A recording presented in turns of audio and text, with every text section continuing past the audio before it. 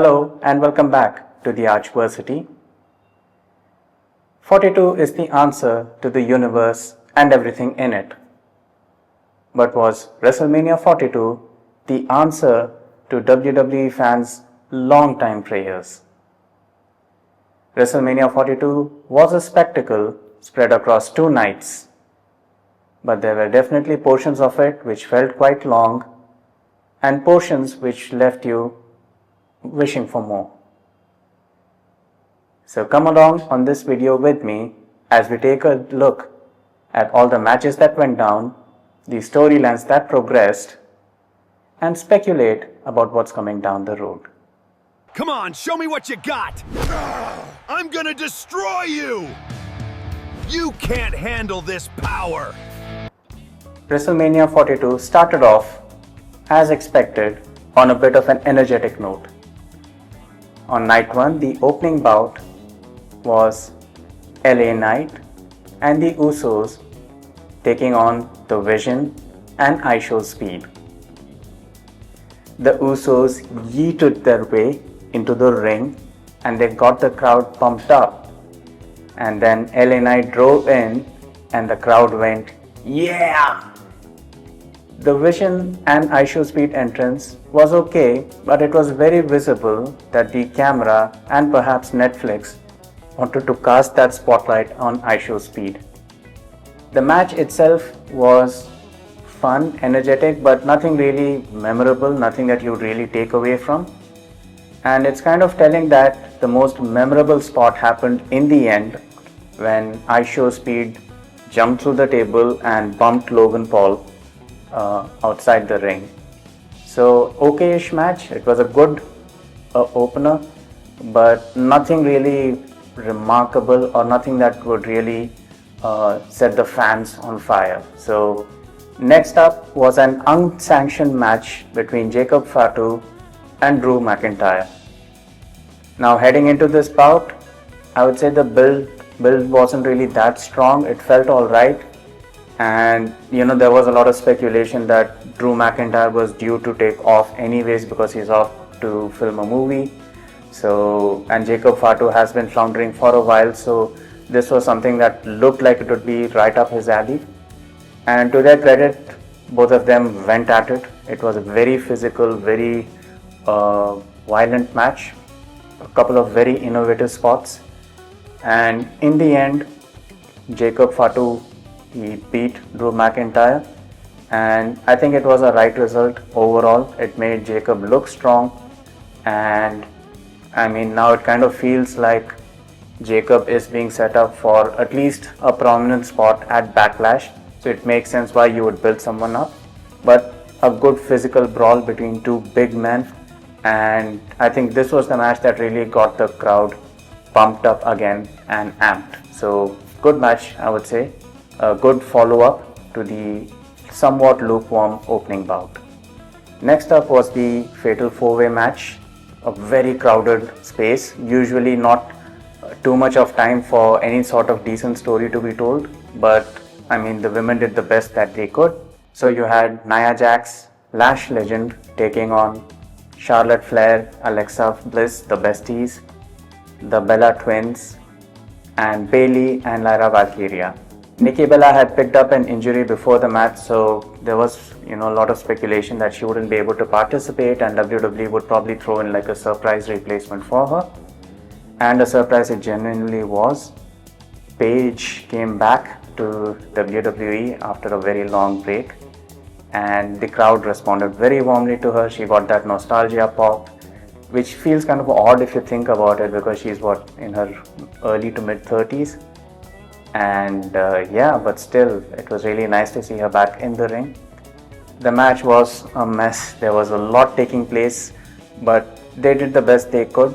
I mean, a couple of the spots were quite messy. There were a lot of, I think this match is probably one of those which would give a lot of material for the next Botchamania, but the crowd was invested throughout nicely, and in the end you had Paige and Brie Bella pick up the win and walk away with the belts. So this was your feel-good nostalgia return of a veteran. So a good mid-card match to keep the tempo going. But again, very brief, very short. It just felt like the match could have used a few more minutes just to pick up steam and get the crowd even more pumped up. So how do you follow up an 8-woman match? Well, WWE booking committee said, let's follow it up with an Intercontinental Championship match. So you had the man Becky Lynch take on the champ AJ Lee. AJ Lee came back a few months ago, and after again a long break, just like CM Punk, and she got a lot of pop, but she's not really done much since then. And then this feud came out of nowhere, and both of them did try their best to ignite the spark and try their best to, be as competitive, as bitter a blood feud as Punk and Seth Rollins have had over the years. And yeah, I mean, in the build-up, both of the women did get a little bit physical and they fought well, etc. So fans were kind of looking forward to it. The match went all right. The crowd popped for both the entrances. And yeah, I think AJ's entrance was quite heavy on the nostalgia bit. The match itself went all right, but it felt like it was just warming up. It never really got into full gear. It felt like there was a lot more they could have done, but I think this unfinished angle between Becky and the ref Jessica Carr, or the crooked ref as she likes to call her, that kind of took a bit of the spotlight away. So it felt like there's a storyline while another match is going on. In the end, Becky Lynch picked up a win. She really needed to. AJ, it is rumored that she's here for a very limited amount of time, so it wouldn't make sense to continue to have the belt on her. And Becky is a very safe choice, someone that you can take the division forward and have more feuds down the road. So a good result in the end, a result that makes sense. But the match left you wanting more. Again, another match which could have done with more time, allowed both ladies to get more spots in, do a lot more of their traditional moves, etc. But it just felt like, this felt like a WrestleMania where you had matches between ads. Usually ideally it should be the other way around. But yeah, I mean, that's pretty much the theme of night one. After this, the next bout was Gunther versus Seth Rollins. This was one of the matches where I was quite looking forward to it, because although Gunther has become a legend killer in many ways, I think there's so much more that he has to offer, and Rollins seemed to be the ideal foil who could bring it out. For me personally, I think this was the best match of night one. Pure wrestling, not many shenanigans involved, and both men gave it all. It was really good, hard-hitting action from both of them. I mean, then of course, in the end, Gunther and the favor that Paul Heyman owed him, it did come out in the end when, spoiler alert, Braun Breaker came out of nowhere and, he speared Seth Rollins, and then he set up Gunther's victory. So I guess that carries the feud forward. Now Rollins has a new feud to continue. But Gunther definitely deserved a win. He needed it, because I think the wind is kind of starting to go out of the sail and he needs something fresh. So I think this win gives him a lot to talk about. But I mean, I'm not sure how much longer he can continue this legend retiring storyline. One of the biggest names is of course going out. We'll come to that when we get to night 2.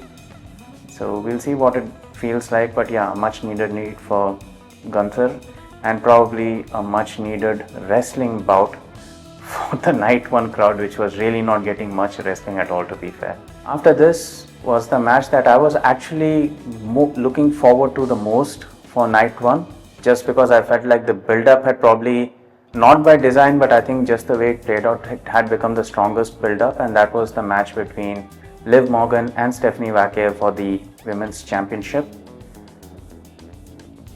Stephanie has been like a good champ. She has got good matches, but I think the character spark is not quite there. But Liv did her best to breathe life into this feud.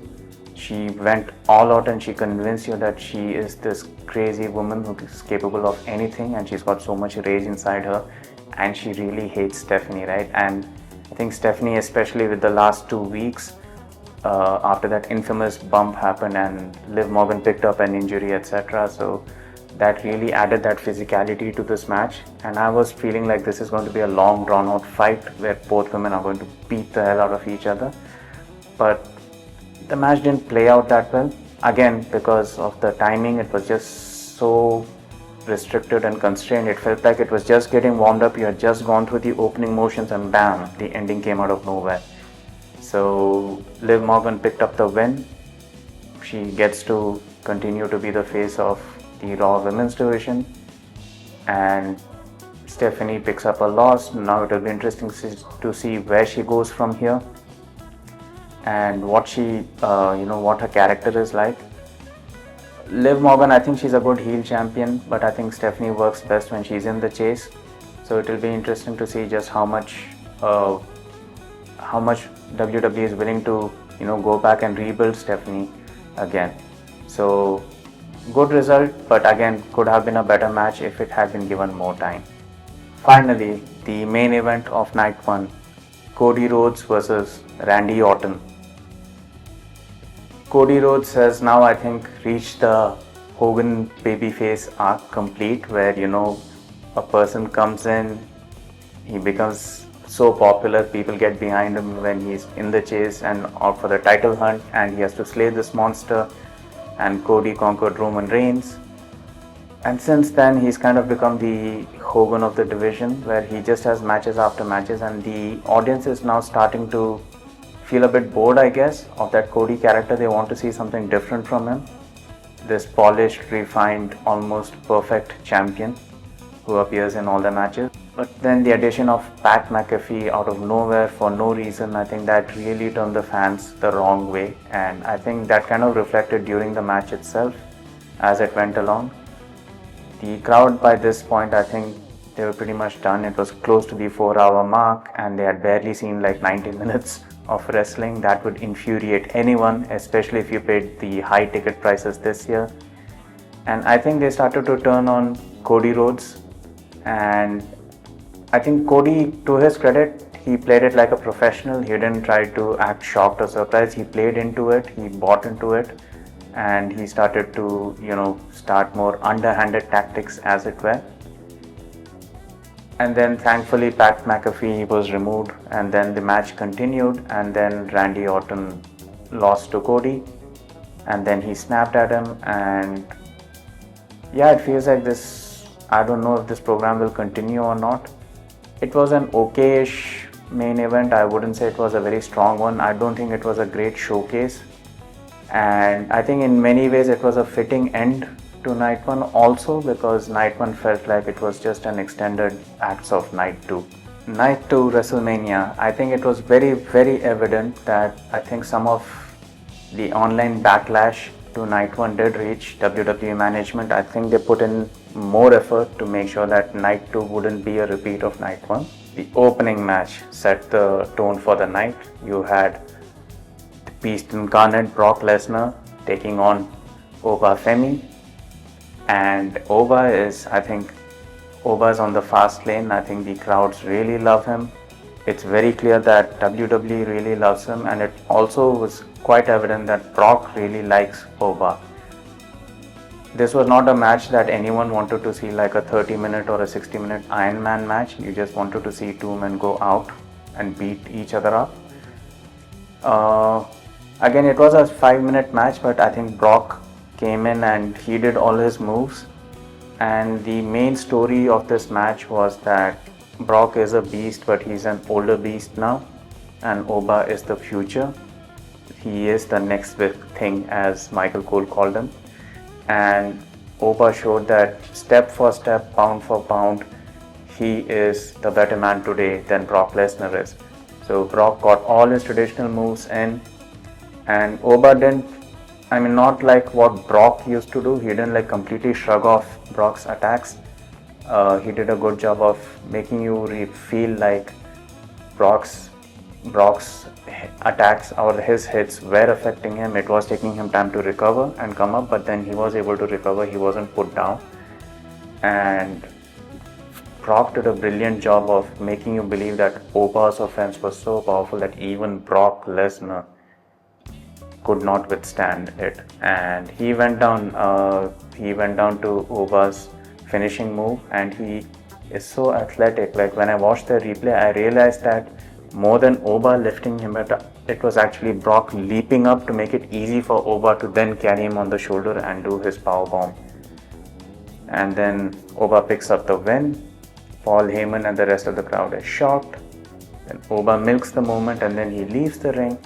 And then very surprisingly, out of nowhere, Brock just takes his shoes off, he takes his gloves off, leaves them in the ring, signaling perhaps to the world that he is done with wrestling and he's stepping away and he's saying goodbye to the business. And he became a lot more emotional than anyone has seen Brock Lesnar being on TV, at least for a very long time. So it felt like a genuine moment between him and Paul Heyman. And then as Brock was leaving the arena, the fans thanked him and said goodbye to him. So good to see a farewell for Brock, if this is his last match. Pulls the curtain on a very successful 12-year run with WWE after his break and after his move to UFC. So yeah, a good opening bout for night 2. It definitely set the tone for the crowd, who were, I think, quite happy. Maybe the match could have been like 1 or 2 minutes longer, so that both men could do a lot more different moves. But okay, I mean, you want to show that there's a lot more to Oba. You don't want to show all that he's capable of right away on his first WrestleMania. So good decision, a good result overall, and a good match considering the circumstances and the aftermath, which will definitely be perhaps the biggest talking point from this WrestleMania. After that opening bout, the follow-up was even better. This was the ladder match for the Men's Intercontinental Championship. Again, filled with a lot of names, so I just took notes to make sure I don't miss out on anyone. So you had the champion Penta defending it against Rey Mysterio, Dragon Lee, Javon Evans, Rusev, and JD. From a pure spectacle point of view, I think this was my favorite match of WrestleMania, simply because of how many crazy spots you saw, and the action never stopped. It was like from start to finish, there was so much going on. All the men came in, they did their moves, very innovative spots. Rusev, to his credit, he played that big man role very well. He's the person, you know that he's the person who will catch when others are leaping around him. He'll make sure people land safely. He'll make sure that stuff gets moved around the ring so that you have your next spot coming up. Did a brilliant job. Quite a lot of spectacular spots that you'll memorably carry forward. And Rey Mysterio hasn't lost a step. He still looks like he can go for 2-3 manias more. So a very fast-paced, very energetic match. And in the end, Penta retained his belt, which bodes well for him. I think he needs to be positioned as a fighting champion, a champion who wins more matches. And good result, good showing for everyone.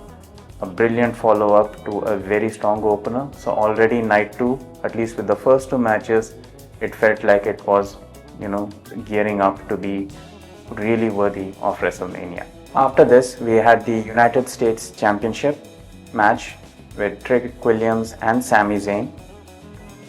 Sami Zayn, I think in this match he was definitely given a very specific task to make Trick Williams look like a superstar. And Trick Williams, big moment for him, his first WrestleMania, and of course in front of his mom, I think, who had been dealing with certain physical health issues, and she made sure that she was there for Trick's WrestleMania debut. So very special night for him. The match itself was okay-ish, not very memorable. It wasn't a bad match, it wasn't a great match. I think it was what it was. And Trick got the win. A very good result, positions him as a future superstar, it gives him a leg up. In the end, I would say that it was a good result, but not a good match. But I think you also need these matches because you want to sandwich. You can't have the crowd going through peak after peak. You can't have them cheering for 2 matches and then be energetic again for the 3rd match. You need one match in between where they can pipe down a bit and recover their energy for the next match.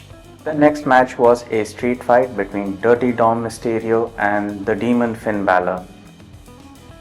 Finn Balor brought out the Demon after a very long time, but That's again a character that's kind of like reserved for the absolute end of a feud. Usually it's reserved for the feud where you have like the most venom, hatred or anger. I didn't get that feel during the build up to this feud. Honestly, I didn't feel like it had reached that point where the demon needed to come out. I think the match flowed very unevenly. It would like suddenly rush, then drop, then rush again, then drop. But what really helped was I think the crowd was really invested in the character of the demon and the character of Dom. So I think that really carried the match.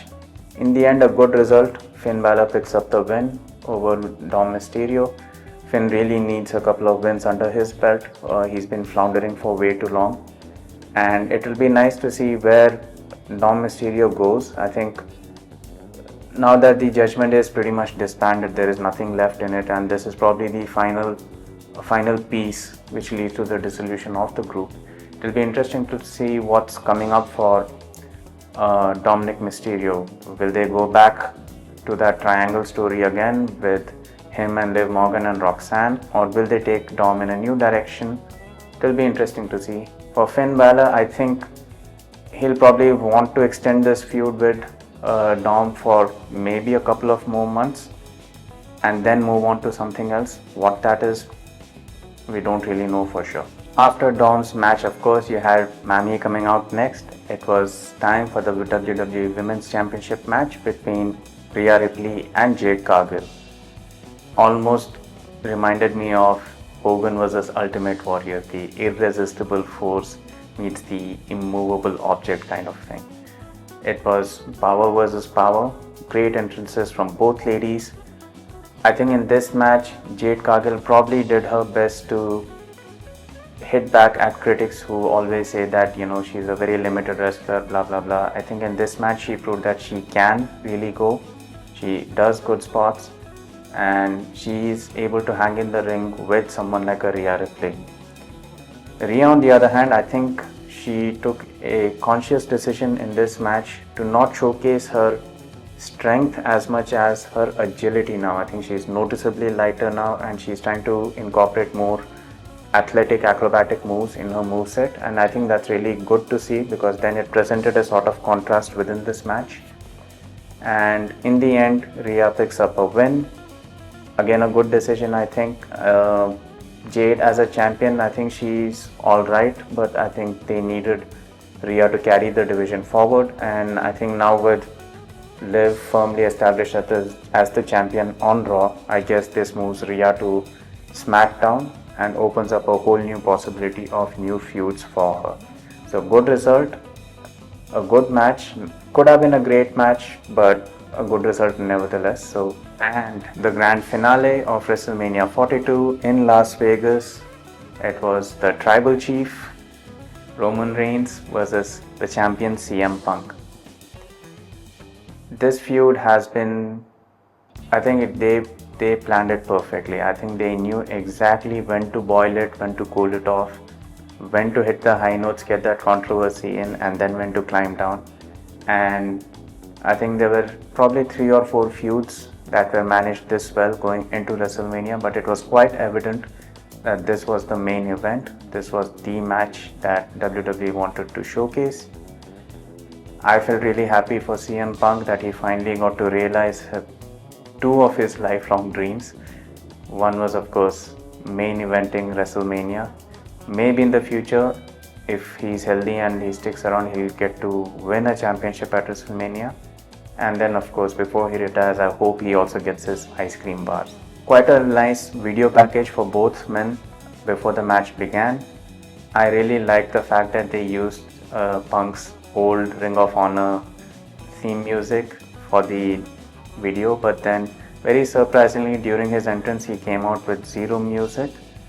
I think it really set the atmosphere. The camera work was brilliant. They showed you him walking into the arena before he got all ready. So very nice entrance for both men, and then the match began and it was a wrestling classic. It was a pure clinic start to finish, and the story of the match, which they conveyed very brilliantly, was CM Punk has the heart, but his body is just not up to it anymore. He's not as energetic or as his stamina is not as good as someone like a Roman Reigns. But he hung in there. The match was over half an hour. It didn't feel that long. Both men gave it all. They had a lot of nice moments within the match itself that added to the drama. Paul Heyman was at the ringside, but he didn't get involved too much with it. And in the end, as expected, or the storyline, what they were trying to convey, CM Punk simply couldn't go anymore. He ran out of gas. He could have, if he had just pushed himself just a little bit more, maybe he could have picked up a win, but he couldn't, and Roman Reigns capitalized on it and he beat CM Punk and he became the champion. Very, very strong finish. I think it's personally, like I said, my favorite match from WrestleMania is the ladder match. But outside of that, I would say that from a pure wrestling perspective, I think this is one of the best main event championship matches that WWE showcased in a very long time. I think, and to me, I think this is perhaps Roman's best WrestleMania match ever. A really good story, very strong showing from both men, and a great finish to WrestleMania. Having said all this, was it good enough to elevate the entire show? I would say that night one was such a sour taste that it really is difficult to elevate, and night two was miles better even as a fan to watch. I'm sure like if you were in the stadium it felt like a breath of fresh air. But I think the risk now is that WWE fans are being conditioned to believe that night one is not really worth going to, because you're going to get like a sampler. It's almost like the Saturday night main event or a Sunday shotgun show or whatever, and the main show is on night two. So I think that's something that maybe in the future editions they can definitely take forward. But storyline wise, next night on Raw, at least what's happened so far, we've seen that it seems like they're building now to a Cody Rhodes versus CM Punk fight, and they have Jacob Fatu challenging Roman Reigns, and then as I mentioned earlier, Rhea is probably moving to SmackDown and Liv Morgan stays on with Monday Night Raw. So quite a few interesting developments taking place inside the WWE. I'm quite excited to see what that path to SummerSlam looks like. But overall, WrestleMania 42, I wish I could split it into two halves and say Night 2 is probably one of the best WrestleManias of all time. But when you view it in balance, I think that Night 1 bogs down and it brings it into the middle of WrestleManias, I would say. It's not among the worst ones, but it had potential, and if on Night 1 some of the matches had more time, it could have elevated into the top tier or perhaps the top 15 WrestleManias. But yeah, 8 hours, that was quite a slog, and that's why it took me time to make this video. But if you like the video, don't forget to smash that like button and subscribe to this channel, and please leave a comment and let me know what was your favorite match from WrestleMania and what do you think and what was your favorite takeaway from it as well. So let me know, I'll be very curious to see. And thank you for watching, and until my next video, no matter where you're watching from, no matter what time it is, I hope you have a nice day ahead, and I hope you stay happy and healthy.